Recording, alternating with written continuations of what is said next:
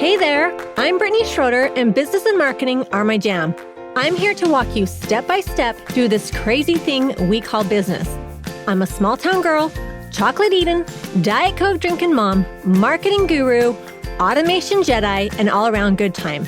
This is your weekly dose of all things business and life, sprinkled with some fun. This is the Redefine Business Podcast.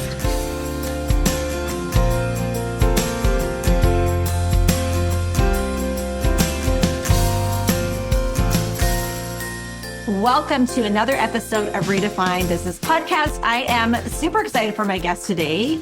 Not only is she fabulous in what she does, but she is going to be one of our speakers at the Fusion Online Summit coming up February 3rd through the 5th. So welcome to the podcast, Danielle McGinnis of Cutting Edge Operations. Welcome, Danielle. Thank you. Thank you. Thank you so much for having me here, Brittni. I'm excited for our chat today. Yes, me too. Well, tell my listeners just a little bit about yourself and what you do and how you got there and all the things. All the things. Got it. So again, I'm Danielle McGinnis. I am an online business manager and a systems pro. I'm a tech girly at heart. And so what I do is I keep it real simple with my clients and I help them to do the same. So I help them with their client journeys, their overall tech, CRM management. And the main thing that I help them to do is to remove themselves as the bottlenecks in their own businesses. Bless their hearts. But everyone who comes along my way, they end up somewhere stuck in their businesses. They can't move on. And it's typically because they are the bottleneck. And so I have many ways of helping them to remove themselves, whether it's just organizing their processes or automating them. I love it. And that's something that we were talking earlier, that's something kind of that I do. We have a little bit of an overlap where we do a lot of like the similar things. And I'm a techie girl too. And automation is my love language. So I'm always like, oh my gosh, how can we automate this? How can we simplify? Exactly. So awesome. Well, tell us a little bit about what, just some of the things that you do and what you see. What is the bottleneck? Where are people in their businesses? What is the struggle? And what is the negative effects of that? Mm-hmm. So the number one struggle that I see is people get this shiny object syndrome when it comes to tech, right? And so because I'm a tech girly, and I don't know, you may do the same thing. Anytime I find out about a new tool that's cool, or I'm sharing it, I'm putting it up on my story. I'm like, hey, this tool does this and this and that. But does that necessarily mean, Brittni, that I think you need to go out and get every single tool that I share on my story? No, not at all. It has to be applicable to your particular business. And so the biggest thing I see is folks just jump in. It's like, well, my biz bestie has this tool. She loves it for her business. I'm going to implement it in my business. But you've skipped the whole middle part of that, which is, does it apply to your business? So that's one of the biggest things I see. But if we go back a little bit before that, it's not being able to really identify the processes that need the systems. And I'm just going to say this for clarity, because the word system sometimes gets us in trouble like in the tech industry, because system, it has double meanings, right? So I can say system and and it could be referred to the software that you are using in your business, the system. But I could also be saying system in terms of process. The processes are also systems in a business. So sometimes what happens is folks don't have those systems or processes in place, and then they jump straight into, oh my God, this tool was the thing that I want. And it's like, well, you don't have a system in place, so you shouldn't be jumping to the tools. So that's one of the biggest thing. I'm constantly trying to get people, hey, take some steps back. Let's start here before we jump all the way down here to the end of the road. Yeah. No, and I think too, one of the things I see the same thing where people are, like a mentor or a friend is like, I use this, but a lot of times people already are using programs or, like softwares that have a lot of like the capabilities. And so they are like, oh, I need this CRM. I need this. When it's like, hey, do you know that this tool that you're using already has like a lot of those features in it and you're just not like utilizing them? And so I see that, but I agree with you. It's just like understanding the systems. And I oftentimes feel bad for a lot of entrepreneurs because I'm like, you're kind of being like, like shiny object syndrome, but like you're kind of being not conned, but like you're kind of being sold on something that you don't really need. Yeah. I think that's the thing with me. I try to be like uber transparent as I can with people. And sometimes I'm on a call and I'm telling them not to invest in something. And they're looking at me like, well, aren't you the systems pro? And I'm like, yeah, but because I'm a systems pro, I'm telling you, you don't need this tool in your business. So that's the biggest challenge, is trying to get folks to understand, like, if you don't know where you are and what you're trying to do with that system, how you're going to use it in your business, then you actually, like, you're doomed before you really even get started with it. Yeah. Well, okay, so let's talk about what are some of the systems or automations or whatever that you think every small business owner needs. Yes, I'm going to start by saying the lead capture process, which really is like your contact process. If someone is doing the back and forth email dance where it's like, oh, I'd love to connect. Okay, are you free next week? Are you free at 10 a.m.? Like, that's the huge no-no. Like, this day and age, if I want to get on your schedule, I need to be able to get on your schedule now. I don't need to do the back and forth dance. So super simple. I'm talking a contact form and an automated scheduler, just so that someone, when they want to get to you, they want access to you, that they can do that without waiting on you. So that's like number one.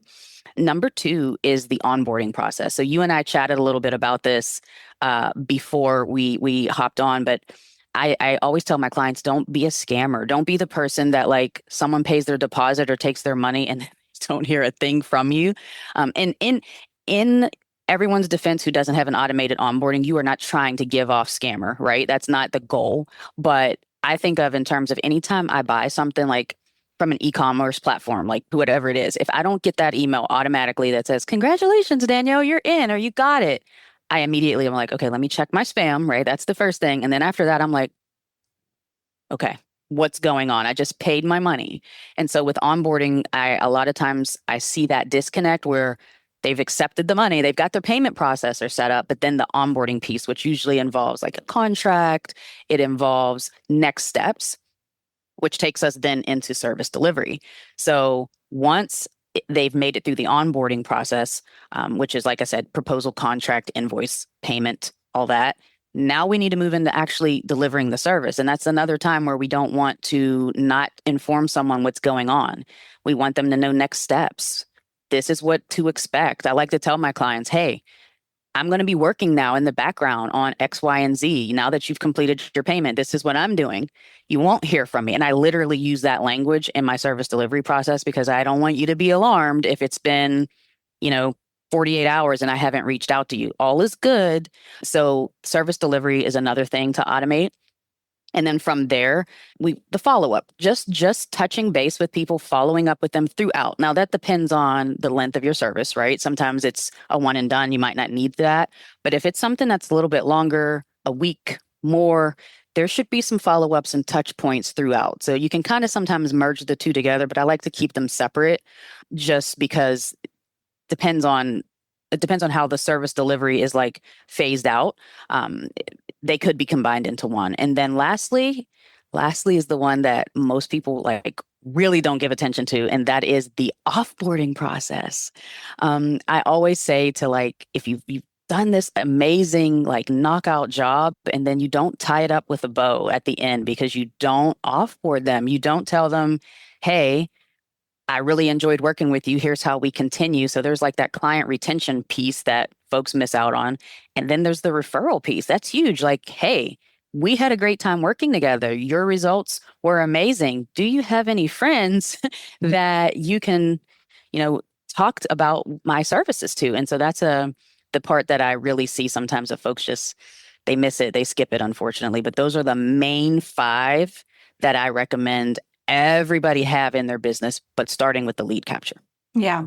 No, I love that. And I think too, just something to think about is life happens. And, especially like, I think that if it's a high price, then it should be high touch, meaning if they invest a lot of money in you, there needs to be a lot of contact. If it's low price, then it's low touch. Like if somebody signs up for like a $50 like template or something, you can send an email, thank you, but you don't have to go. But I think that communication is just like so key, and making people feel seen and heard is so important. And I love that you touched on the offboarding, because that it really is where people are missing out on more money, making more money. Like, do you have a process where, like you're downselling them on something, or you're keeping them in there? So I think that's something that we build up, the onboarding, and then we kind of forget about the offboarding, and we're Happens all the missing time. it. Yeah. Yeah. So important. Okay. So I'm a techie girl, so I want to pick your brain. I want to hear your tech stack. So, okay, let's talk scheduling app. So what scheduling app do you like and use? I want to see if we have any of the same favorites. So right now, I use my CRM for everything. It's a one and done, all in one platform. So I'll say what I'm using is Go High Level for my scheduler. Okay. But runner-ups that must be mentioned. Dubsado is a CRM that I used for years, and I still stand behind 100%. It's a CRM, but it also allows you to have that scheduling piece in. Yeah. Starting out, I was a Calendly girl.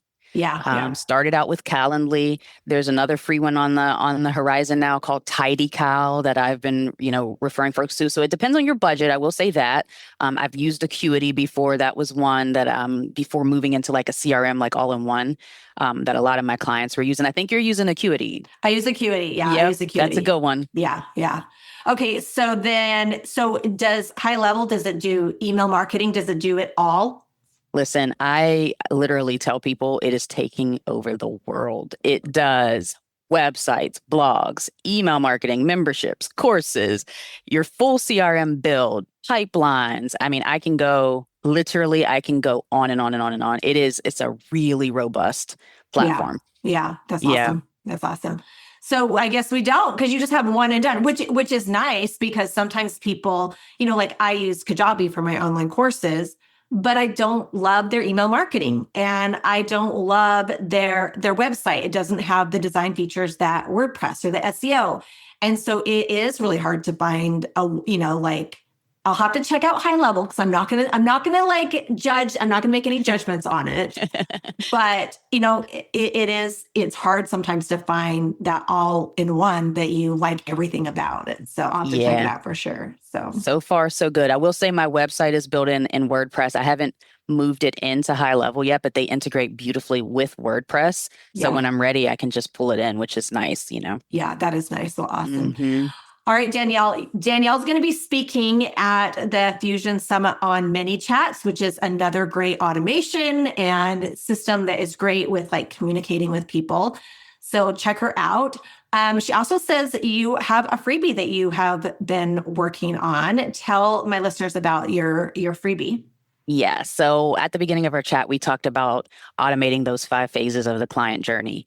But again, I recommend folks know where they are in the client journey and what needs to be worked on first. There are priorities in terms of those phases, right? And so I have created an assessment. It's a client journey assessment, and it's for business owners to take it and kind of get a score on what their client journey is telling them, like where the attention needs to be focused. And so that's the assessment in a nutshell. It's just you basically assessing your own business to determine where you need to jump in and prioritize attention to first.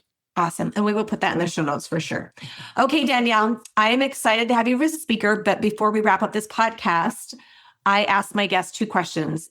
Okay. What is a pet peeve and what is a simple pleasure? So what is a pet peeve of yours? Okay, right now I'm feeling a pet peeve of daylight savings time. It drives me nuts every year. It takes me, the older I get, the harder it is for me to transition between each time we change the clock. So, and I hate when it gets dark early. So where are you located at? I don't even know where you're located. I'm in Pennsylvania, in Pittsburgh. Pittsburgh. Oh, awesome. Yeah, I'm same here. I'm like, oh my gosh, is it really already dark? It's hard because I'm like ready for bed. Like when it gets dark, I'm ready to get my sleep.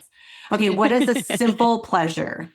A simple pleasure is I love music, but in particular, I'm a 90s R&B girl. So, I mean, I'm turning it on when I'm cleaning, cooking, when I just need a pick-me-up to like jumpstart my day, especially now, like trying to keep ahead of the time zone.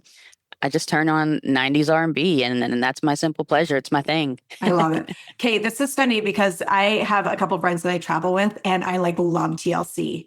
And Okay. so I'm and I'm always hiking and adventuring, and they love my rendition of Don't Go Chasing Waterfalls. Every time it's off key, I sing the wrong words, but I don't care because I'm silly with that, with the 90s R&B. I love it so much. TLC has to be in the mix. You can't not put them in the mix. They have to be. Well, awesome. Well, thank you, Danielle. This has been so fun, and I am so excited to spend more time with you at the summit. Same. Thank you so much. Let's not stop the party here. Head on over to my Instagram or Facebook group, Redefine Your Business, and let me know your thoughts about today's show. I will see you again, same time, same place, next week.